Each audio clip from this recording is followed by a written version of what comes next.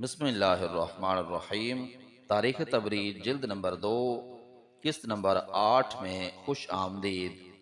آئیے آج کی قسط نمبر 8 سماعت کرتے ہیں۔ سلمان بن یسار سے مروی ہے کہ سب سے پہلے زید بن حارثہ اسلام لائے۔ عمران بن ابی انس سے یہی مروی ہے۔ عروہ سے مروی ہے کہ سب سے پہلے زید بن حارثہ اسلام لائے۔ اس سلسلے میں اسی راوی سے دوسرا بیان یہ ہے کہ پھر زید بن حارثہ رسول اللہ کے غلام اسلام لائے۔ علی بن ابی طالب کے بعد وہ پہلے مرد ہیں جو اسلام لائے اور نماز پڑھی۔ اس کے بعد ابو بکر رضی اللہ عنہ بن ابی قحافہ اسلام لائے۔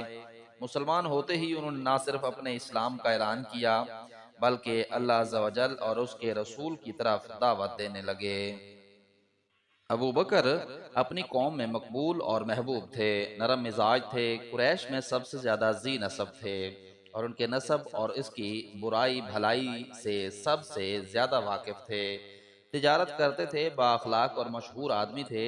ان کے تمام قوم والے ان کے علم، تجارت اور حسن صحبت کی وجہ سے ان کے پاس آیا کرتے تھے اور ان سے الفت رکھتے تھے۔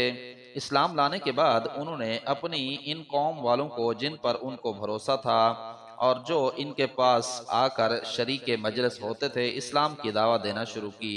چنانچہ جیسا کہ ہمیں روایت پہنچی ہے، عثمان بن عفان، زبیر بن العوام، عبد الرحمن بن عوف، سعد بن ابی وقاص اور طلحہ بن عبید اللہ ان کے ہاتھ پر مشرف با اسلام ہوئے، اور جب انہوں نے ابو بکر کی دعوت قبول کر لی وہ ان کو رسول اللہ کے پاس لائے اور یہ باقاعدہ اسلام لے آئے اور نماز پڑھی۔ یہ 8 آدمی وہ ہیں جو اول اسلام لائے، نماز پڑھی، رسول اللہ کی تصدیق کی اور جو پیام اللہ کی جانب سے رسول اللہ لائے تھے اس پر ایمان لائے۔ اس کے بعد پھر متواتر بہت سے لوگ اسلام میں داخل ہونے لگے، ان میں مرد اور عورت دونوں شریک تھے۔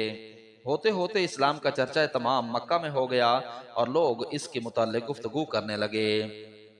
ابن سعد کی روایت، واقدی ابن سعد کے حوالے سے کہتا ہے کہ ہماری تمام جماعت کا اس بات پر اتفاق ہے کہ اہل قبلہ میں سب سے پہلے خدیجہ بنت خویلد رسول اللہ پر ایمان لائیں۔ ان کے بعد ان 3 صاحبوں ابو بکر، علی اور زید بن حارثہ کے متعلق ہم ارباب سیر و تاریخ میں اختلاف رائے ہے کہ ان میں پہلے کون اسلام لایا۔ واقدی کہتا ہے کہ ان کے ساتھ خالد بن سعد بن العاص اسلام لائے، وہ 5ویں مسلمان ہیں، اور ابو ذر اسلام لائے، راویوں نے کہا ہے کہ یہ 4تھے یا 5ویں مسلمان ہیں۔ عمر بن ابسہ السلمی اسلام لائے، ان کے بارے میں کہا جاتا ہے کہ وہ 4تھے یا 5ویں مسلمان ہیں۔ ان سب اصحاب کے متعلق بہت سی روایات آئی ہیں، کون کس مرتبہ پر اسلام لایا ہے، اور ان سب کے متعلق اختلاف رائے ہے۔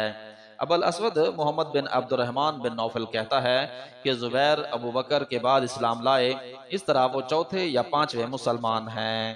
ابن اسحاق کی روایت، ابن اسحاق نے یہ بیان کیا ہے کہ خالد بن سعید بن العاص اور ان کی بیوی حمینہ بنت خلف بن اسد بن عامر بن بیازہ جو بنو خزاعہ سے تھی، ان ابتدائی مسلمانوں کے بھی بعد جن کے نام ہم اوپر بیان کر آئے ہیں، ایک بڑی جماعت کے اسلام لانے کے بعد اسلام لائے۔ اس کے بعد اللہ عز و جل نے بعثت کے 3 سال بعد رسول اللہ کو حکم دیا کہ جو پیام ہم نے ان کو دیا ہے اسے اب وہ اعلانیہ طور پر بیان کریں اور ہماری طرف لوگوں کو دعوت دیں۔ چنانچہ اس کے لیے یہ آیت نازل ہوئی، اصدع بما تؤمروا واعرض عن المشرکین، جو تم کو حکم دیا جاتا ہے اسے بیان کرو اور مشرکین سے منہ پھیر لو۔ اس اعلان دعوت کے حکم سے پہلے اور بعثت کے بعد رسول اللہ 3 سال تک اپنی دعوت و تعلیم کو چھپائے ہوئے تھے۔ آپ پر یہ آیت نازل ہوئی، وَأَنذِرْ عَشِيرَتَكَ الْأَقْرَبِينَ وَاخْفِضْ جَنَاحَكَ لِمَنِ اتَّبَعَكَ مِنَ الْمُؤْمِنِينَ فَإِنْ عَصَوْكَ فَقُلْ إِنِّي بَرِيءٌ مِّمَّا تَعْمَلُونَ۔ اپنے قریب کے خاندان والوں کو ڈراؤ اور اپنے پیرو مومنین کے لیے اپنا بازو جھکاؤ، اور اگر وہ تمہاری بات نہ مانے تو کہہ دو میں تمہارے افعال سے بالکل بری ذمہ ہوں۔ اس زمانہ میں اصحاب رسول اللہ اپنی قوم سے چھپ کر پہاڑ کی گھاٹیوں اور کھڈوں میں جا کر نماز پڑھا کرتے تھے۔ ایک مرتبہ سعد بن ابی وقاص چند اور صحابہ کے ساتھ مکہ کی ایک گھاٹی میں نماز کے لیے گئے ہوئے تھے۔ اس حالت میں مشرک نمودار ہوئے، انہوں نے صحابہ سے جھگڑا کیا اور ان کو نماز کو برا سمجھا۔ جب زبانی باتوں سے وہ باز نہ آئے تو مشرک انہیں صحابہ سے لڑائی چھیڑ دی اور جنگ ہونے لگی۔ سعد بن ابی وقاص نے اس دن ایک مشرک کو اونٹ کے کوڑے سے ایسی ضرب لگائی کہ اس سے وہ لہو لہان ہو گیا۔ اسلام میں سب سے پہلی مرتبہ یہ خون بہایا گیا۔ ابن عباس سے مروی ہے کہ رسول اللہ نے ایک دن کوہ صفا پر چڑھ کر تمام قریش کو آواز دی۔ وہ آپ کے پاس جمع ہو گئے اور پوچھا کیا ہے؟ آپ نے فرمایا میں چاہتا ہوں کہ تم کو اس کی اطلاع کر دوں کہ صبح شام دشمن تم پر غارت گری کرنے والا ہے، کیا تم مجھے سچا نہیں سمجھتے؟ انہوں نے کہا بے شک ہم تم کو سچا سمجھتے ہیں۔ آپ نے فرمایا کہ تو میں تم کو سخت عذاب سے ڈراتا ہوں۔ اس پر ابو لہب نے کہا تو ہلاک ہو گیا، اسی لیے تو نے ہمیں بلایا اور جمع کیا تھا۔ اس پر اللہ عز و جل نے یہ سورت تبت یدا ابی لہب وتب نازل فرمائی۔ ابن عباس سے مروی ہے کہ جب یہ آیت وانذر عشیرتک الاقربین نازل ہوئی تو رسول اللہ آبادی سے نکل کر کوہ صفا پر چڑھے اور وہاں سے اپنی قوم کو پکارا کہ میرے پاس آؤ۔ لوگوں نے باہم پوچھا کہ کون پکار رہا ہے؟ کہا گیا محمد۔ آپ نے پھر نام لے کر اے فلاں کی اولاد، اے عبد المطلب کی اولاد، اے عبد مناف کی اولاد، میرے پاس آؤ۔ جب سب آپ کے پاس جمع ہو گئے آپ نے فرمایا اگر میں تم سے کہوں کہ اس پہاڑ کے دامن میں زبردست حملہ برآمد ہونے والا ہے تو تم مجھے سچا سمجھو گے؟ سب نے کہا آج تک ہم اس بات سے واقف نہیں ہو سکے کہ تم نے کبھی جھوٹ بولا ہو۔ اب آپ نے فرمایا فَإِنِّي نَذِيرٌ لَكُمْ بَيْنَ يَدَيَّ عَذَابٌ شَدِيدٌ۔ ابو لہب نے کہا تو ہلاک ہوا اسی لیے تو نے ہمیں بلایا ہے۔ یہ کہہ کر وہ جانے لگے، جلسہ سے اٹھ گیا اور تب یہ سورت نازل ہوئی تبت یدا ابی لہب وتب۔ علی بن ابی طالب سے مروی ہے کہ جب یہ آیت وانذر عشیرتک الاقربین رسول اللہ پر نازل ہوئی آپ نے مجھے بلایا اور کہا علی اللہ نے مجھے حکم دیا ہے کہ میں اپنے قریبی کنبے والوں کو ہدایت کروں، مگر میں اپنے کو اس سے عہدہ برا ہونے میں مجبور پاتا ہوں، کیونکہ جب میں ان کو اپنی دعوت دوں گا وہ مجھے تکلیف پہنچائیں گے۔ اس خوف سے میں اس حکم کی بجا آوری میں خاموش تھا کہ جبرائیل میرے پاس آئے اور کہا محمد اگر تم اللہ کے اس حکم کی بجا آوری نہ کرو گے تمہارا رب تم کو عذاب دے گا، اس لیے تم آج سے 3 پاؤ کا کھانا تیار کرو، اس پر بکری کی ران بھون کر رکھ دینا اور دودھ سے بھر کر ایک کٹورا لا دو۔ اس کے بعد تمام بنو عبد المطلب کو میرے پاس بلا لاؤ تاکہ میں ان سے گفتگو کروں اور اللہ کے حکم کو ان تک پہنچا دوں۔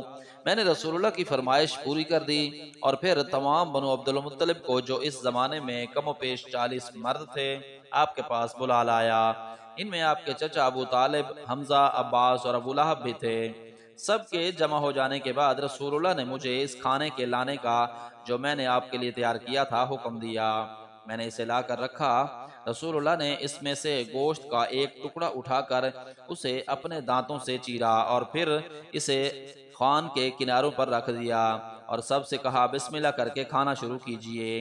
تمام جماعت نے شکم سیر ہو کر کھانا کھا لیا۔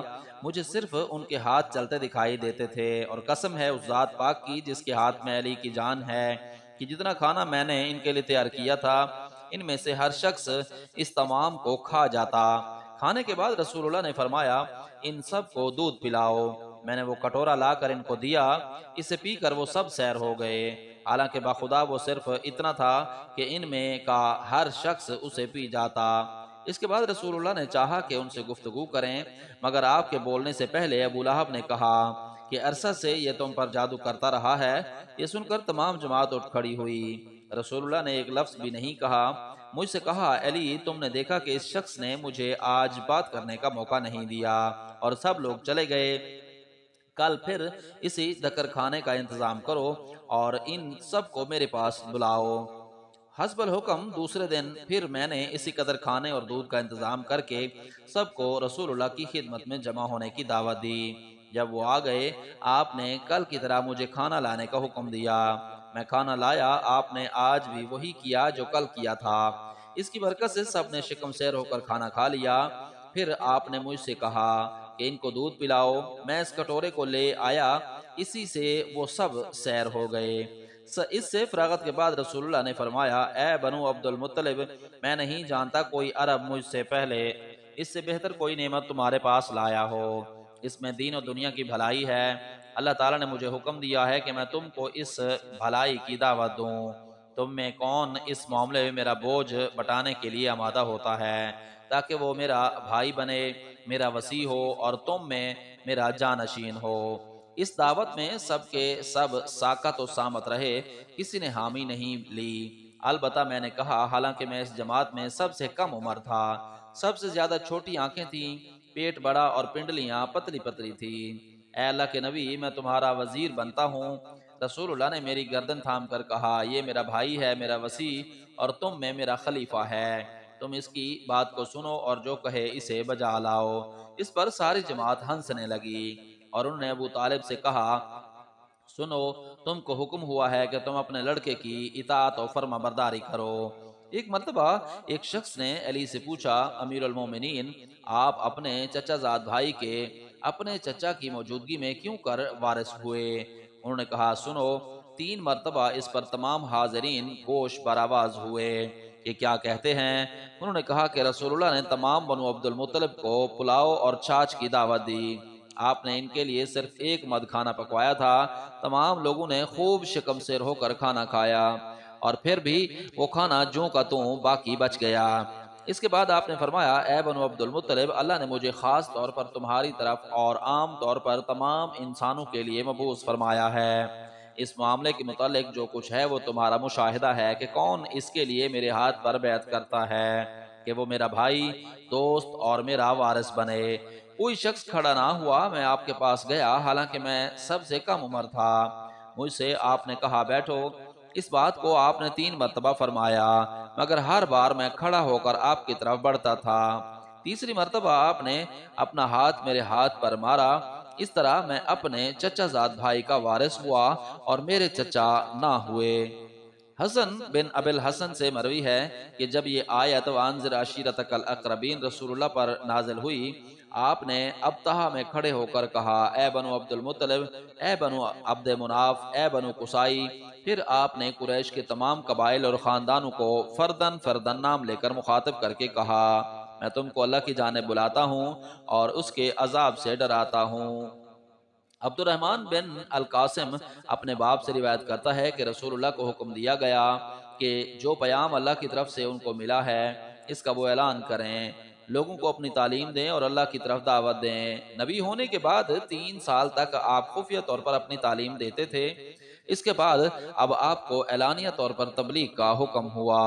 اسی راوی سے دوسرے سلسلہ سے مروی ہے، چنانچہ رسول اللہ نے اللہ کے حکم سے اپنی تعلیم کا اعلان کیا اور اپنی قوم کو اسلام کی دعوت دی، صرف اس پر ان کی قوم والے نہ آپ سے بیگانہ ہوئے اور نہ انہوں نے آپ کی کسی قسم کی تردید کی، مگر جب آپ نے ان کے خداؤں کا ذکر کر کے ان کی برائی کی، وہ سب آپ سے متنفر ہو گئے اور مخالفت اور دعوت کے لیے آمادہ ہوئے۔ البتہ ان میں سے جو اسلام لا چکے تھے ان کی تعداد بہت کم تھی اور انہوں نے اپنے کو چھپا رکھا تھا، وہ اس ارادے سے علیحدہ تھے۔ اس خطرہ کو محسوس کر کے آپ کے چچا ابو طالب آپ کے لیے سپر بن گئے اور دشمن کے نرغے سے بچانے کے لیے آپ کے آگے کھڑے ہو گئے، مگر آپ ان کی شورش سے قطعی متاثر نہ ہوئے، بلکہ برابر اسی طرح اللہ کے حکم کا اعلان کرتے رہے۔ جب قریش نے دیکھا کہ رسول اللہ باوجود ان کی مخالفت اور ترک تعلق کے ان کے معبودوں کو برا کہنا نہیں چھوڑتے اور ابو طالب ان کے سفر اور محافظ ہیں، وہ ان کو قریش کے حوالے نہیں کرتے۔ قریش کے عمائد عتبہ بن ربیعہ، شیبہ بن ربیعہ، ابو الجنتری بن ہشام، اسود بن عبد المطلب، ولید بن المغیرہ، ابو جہل بن ہشام، آس بن وائل اور حجاج کے بیٹے نبلیہ اور بن یا جوان میں سے خود چل کر جا سکے ابو طالب کے پاس آئے اور کہا، تمہارے بھتیجے نے ہمارے خداؤں کو گالیاں دیں، ہمارے مذہب کی مذمت کی، ہم کو احمق بنایا اور ہمارے آبا و اجداد کو گمراہ قرار دیا، تم اس کو ان باتوں سے روک دو یا اس کی حمایت نہ کرو، ہم نمٹ لینے دو، کیونکہ عقائد میں تم بھی ہماری طرح اس کے مخالف ہو، لہٰذا ہم تم کو بھی اس کی طرف سے مطمئن کر دیں گے۔ ابو طالب نے نہایت نرم لہجے میں ان سے گفتگو کی اور بہت خوش اسلوبی سے ان کو رد کر دیا۔ وہ پلٹ گئے اور آپ بدستور اللہ کے حکم کی تبلیغ اور اس کی دعوت دیتے رہے۔ رفتہ رفتہ رسول اللہ اور قریش کے تعلقات بہت خراب ہو گئے۔ انہوں نے آپ سے قطعی علیحدگی اختیار کی اور آپ کے دشمن ہو گئے۔ وہ اکثر آپ کا ذکر دشمنی اور برائی سے کرنے لگے۔ آپ کی مخالفت کے لیے انہوں نے آپس میں معاہدے کیے اور ایک دوسرے کو برانگیختہ کیا۔ اس کے بعد پھر وہ دوسری مرتبہ ابو طالب کے پاس گئے اور کہا، اے ابو طالب، باعتبار اپنے سن اور شرافت کے ہمارے قلوب میں تمہاری خاص وقت و منزلت ہے۔ ہم نے تم سے درخواست کی تھی کہ تم اپنے بھتیجے کو ہماری مذمت اور منفعت سے روک دو، مگر تم نے ایسا نہیں کیا، اور ہم بخدا اس بات کو کبھی گوارا نہیں کریں گے کہ وہ ہمارے آبا کو گالیاں دے، ہم کو بیوقوف بنائے اور ہمارے معبودوں کو مذمت کرتا رہے۔ یا تم اسے ان باتوں سے روک لو، ورنہ اس معاملے میں ہم اس کا اور تمہارا دونوں کا مقابلہ کریں گے۔ اب ہم میں سے جو چاہے تباہ ہو۔ یہ کہہ کر وہ چلے گئے۔ ایک طرف ابو طالب کو اپنی قوم کی علیحدگی اور عداوت بہت گراں ہوئی، مگر دوسری طرف ان کو یہ بھی گوارا نہ ہوا کہ وہ رسول اللہ کو ان کے حوالے کر دیں یا ان کی حمایت چھوڑ دیں۔ صدی سے مروی ہے کہ قریش کے کچھ لوگ جمع ہوئے۔ ان میں ابو جہل بن ہشام، عاص بن وائل، اسود بن عبد المطلب، اسد بن عبد یغوث اور دوسرے مشائخ قریش تھے۔ ان میں سے بعض نے بعض سے کہا کہ ہمیں ابو طالب کے پاس لے چلو تاکہ ہم اس سے گفتگو کریں اور کچھ اپنا تصفیہ کریں، تاکہ وہ اپنے بھتیجے کو ہدایت کر کے کہ وہ ہمارے دیوتاؤں کو گالیاں دینا چھوڑ دے اور ہم اس سے اور اس کے خدا کو جس کی وہ پرستش کرتا ہے اس کے حال پر چھوڑ دیں۔ ہم اس بات سے ڈرتے ہیں کہ یہ شیخ مر جائے، پھر ہم سے اس کے بھتیجے کو ضرر پہنچے۔ اس وقت عرب ہم پر تان کریں گے۔ چچا کی زندگی میں تو انہوں نے اسے کچھ کہا نہیں، اس کے مرتے ہی اس کے بھتیجے کو دبوچ لیا۔ انہوں نے ایک شخص مطلب کو ابو طالب کے پاس بھیجا۔ اس نے ان سے ان کی ملاقات کی اجازت چاہی اور کہا کہ تمہاری قوم عمائد و کابر تم سے ملنے آئے ہیں۔ ابو طالب نے ان کو آنے کی اجازت دی۔ وہ اس کے پاس آئے اور کہا کہ آپ بڑے بزرگ اور سردار ہیں، آپ اپنے بھتیجے کے مقابلے میں ہمارا انصاف کیجئے۔ آپ اسے منع کر دیں کہ وہ ہمارے خداؤں کو گالیاں نہ دے، ہم اس کے خدا سے کوئی تعارض نہ کریں گے۔ ابو طالب نے رسول اللہ کو بلا بھیجا اور ان سے کہا، اے میرے بھتیجے، یہ تمہاری قوم کے بزرگ اور عمائد ہیں، یہ تم سے یہ تصفیہ چاہتے ہیں کہ تم ان کے دیوتاؤں کو گالیاں دینا چھوڑ دو، وہ تم سے اور تمہارے خدا سے کوئی تعارض نہ کریں گے۔ رسول اللہ نے فرمایا، چچا جان، کیا میں ان کو ایسی بات کی دعوت نہیں دے رہا ہوں جو ان کی بت پرستی سے بہتر ہے؟ ابو طالب نے پوچھا، وہ کیا دعوت ہے؟ آپ نے فرمایا، میں چاہتا ہوں کہ وہ صرف ایک بات کے قائل ہو جائیں تو تمام عرب و عجم ان کے زیر فرمان آ جائیں گے۔ ابو جہل نے کہا، وہ کیا بات ہے؟ بیان تو کرو، تمہارے باپ کی قسم ہے، اس کے لیے تو ہم بالکل آمادہ ہیں، بلکہ اس سے 10 اور بھی ماننے کے لیے تیار ہیں۔ آپ نے فرمایا، کہو لا الہ الا اللہ۔ یہ سنتے ہی وہ سب بدک گئے اور کہنے لگے کہ اس کے علاوہ اور جو کچھ کہو وہ ہمیں منظور ہے۔ آپ نے فرمایا، اگر تم آفتاب کو میرے ہاتھ پر لا کر رکھو تب بھی میں اس کے سوا اور کسی بات کا تم سے مطالبہ نہیں کروں گا۔ یہ سن کر وہ سب برہم ہو کر مجلس سے اٹھ کھڑے ہوئے اور کہنے لگے کہ اب سے ہم تجھے اور تیرے اس خدا کو جس نے تجھے اس کا حکم دیا ہے ضرور گالیاں دیں گے۔ رسول اللہ نے اللہ تعالیٰ کے فرمان وَانْطَلَقَ الْمَلَأُ مِنْهُمْ أَنِ امْشُوا وَاصْبِرُوا عَلَىٰ آلِهَتِكُمْ إِنَّ هَٰذَا لَشَيْءٌ يُرَادُ سے الا اختلاق تک قرآن کریم کی تلاوت کی اور چچا کو دیکھا۔ ابو طالب نے کہا، اے میرے بھتیجے، تم نے ان کے ساتھ کچھ زیادتی نہیں کی۔ اس پر آپ نے ان سے کہا کہ تم صرف لا الہ الا اللہ کہہ دو، میں قیامت میں اس پر تمہاری شہادت دوں گا۔ ابو طالب نے کہا، اگر مجھے یہ اندیشہ نہ ہوتا کہ عرب مجھ کو طعنہ دیں گے کہ موت سے گھبرا کر میں نے اس کا اقرار کیا ہے، تو میں ضرور تمہاری دعوت مان لیتا، مگر اب تو اپنے بزرگوں کی ملت پر جان دیتا ہوں۔ اس موقع پر یہ آیت نازل ہوئی، اِنَّكَ لَا تَهْدِي مَنْ أَحْبَبْتَ وَلَٰكِنَّ اللَّهَ يَهْدِي مَن يَشَاءُ۔ بلا شبہ تم ہدایت نہیں دیتے جسے تم چاہتے ہو، البتہ اللہ جسے چاہتا ہے راہ راست پر لے آتا ہے۔ ابن عباس سے مروی ہے کہ ابو طالب بیمار ہوئے۔ قریش کی ایک جماعت جس میں ابو جہل بھی تھا ان کے پاس گئی اور کہا کہ تمہارا بھتیجا ہمارے خداؤں کو گالیاں دیتا ہے اور ایسا کرتا ہے، اور یہ کہتا ہے کہ تم اسے بلا کر منع کر دو۔ ابو طالب نے رسول اللہ کو بلا بھیجا، آپ ان کے ہاں تشریف لائے اور اندر آئے۔ قریش کے اکابر اور ابو طالب کے درمیان ایک جگہ باقی تھی۔ ابو جہل کو اندیشہ ہوا کہ اگر یہ وہاں ابو طالب کے برابر بیٹھ گیا تو وہ اس کی طرف مائل اور اس پر مہربان ہو جائے گا۔ وہ لپک کر خود اس جگہ جا بیٹھا۔ اس طرح رسول اللہ کو اپنے چچا کے پاس بیٹھنے کی جگہ نہ ملی، وہ دروازے کے پاس ہی بیٹھ گئے۔ ابو طالب نے کہا، اے میرے بھتیجے، دیکھو یہ تمہاری قوم والے شکایت کرتے ہیں کہ تم ان کے معبودوں کو گالیاں دیتے ہو اور ایسی ایسی باتیں بیان کرتے ہو۔ اس پر قریش نے بھی دل کھول کر باتیں کہیں۔ رسول اللہ نے فرمایا، چچا جان، میں چاہتا ہوں کہ یہ صرف اس بات کو مان لیں، تمام عرب ان کے مطیع ہو جائیں گے اور عجم جزیہ دینے پر مجبور ہوں گے۔ سب گھبرائے کہ ایسی کیا بات ہوگی جس سے ہم کو یہ بات حاصل ہو۔ انہوں نے کہا، تم ایک بات منوانا چاہتے ہو، ہم 10 کے لیے آمادہ ہیں، مگر وہ بیان تو کرو کیا ہے۔ ابو طالب نے بھی کہا، اے میرے بھتیجے، کہو وہ کیا بات ہے۔ آپ نے فرمایا، لا الہ الا اللہ۔ یہ سنتے ہی سب گھبرائے ہوئے کپڑے جھاڑتے ہوئے اٹھ کھڑے ہوئے اور کہتے جاتے تھے، اجعل الالہہ الہ واحدا ان ھذا لشیء عجاب۔ اس نے تو بہت سے معبودوں کو ایک کر دیا، یہ تو بڑے تعجب کی بات ہے۔ اللہ کے قول لما یذوقوا عذاب تک قرآن نازل ہوا۔ اس حدیث کے الفاظ سلسلے کے ایک راوی ابو قریب کے آئے ہیں۔ جب قریش نے ابو طالب سے رسول اللہ کی یہ شکایت کی، اس نے آپ کو بلایا اور کہا، اے میرے بھتیجے، یہ تمہاری قوم والے میرے پاس آئے ہیں اور انہوں نے تمہاری یہ شکایت کی ہے کہ تم مجھ پر اور اپنے پر رحم کرو اور مجھے ایسی دشواری میں نہ ڈالو جس سے میں عہدہ برا نہ ہو سکوں۔ اس بات سے رسول اللہ کو گمان ہوا کہ ضرور ان کے دل میں میری طرف سے کوئی بات بیٹھ گئی ہے اور یہ اب میری حمایت سے دستکش ہونے والے اور مجھے دشمنوں کے سپرد کرنے والے ہیں۔ معلوم ہوتا ہے کہ وہ اب میری مدد کرنے سے عاجز ہو گئے ہیں اور میرا ساتھ نہیں دے سکتے۔